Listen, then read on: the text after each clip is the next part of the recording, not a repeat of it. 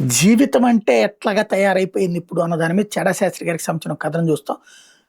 జీవితం అంటే reels, Instagram posts కాదు. ఇది నిజ జీవితం. వీడియోలో అమ్మాయిల మాటలు వింటే ముంబై దాదర్ వద్ద సెక్షన్ 144 వంటిది అమల్లో ఉన్న లక్ష్య పెట్టకుండా గుమిగూడు ఆందోళన చేయడం, రీల్స్ చేయడం వంటివి అమ్మాయిలు చేశారు. పోలీసులు వాళ్ళని పట్టుకొని 4 గంటలు నిర్బంధించి వదిలేశారు. మరుసటి రోజు వాళ్ళ సొసైటీకి వెళ్ళి అందరి ముందే వాళ్ళని పట్టుకెళ్లారు. పోలీస్ స్టేషన్‌కి తీసుకెళ్లి వీళ్ళు చేసిన రీల్స్ గురించి ప్రశ్నించాడు. మొఖాలు స్కాన్ చేసి వేలిముద్రలు, పూర్తి అడ్రస్, వయస్సు, ఇతర వివరాలు సేకరించి మీ దగ్గర వాంగ్మూలం వారి స్టేట్మెంట్ తీసుకుంది.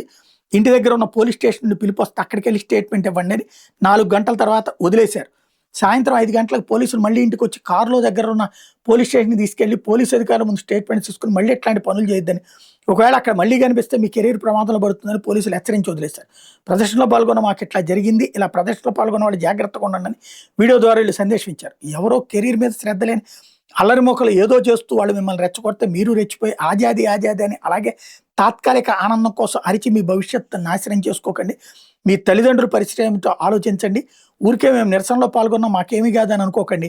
ఈ టెక్నాలజీ కాలంలో మీ డిజిటల్ ఫుట్ ప్రింట్స్ పోలీసుల దగ్గర డేటాబేస్లో శాశ్వతంగా ఉంటాయని గుర్తించండి అని చెప్తున్నారు.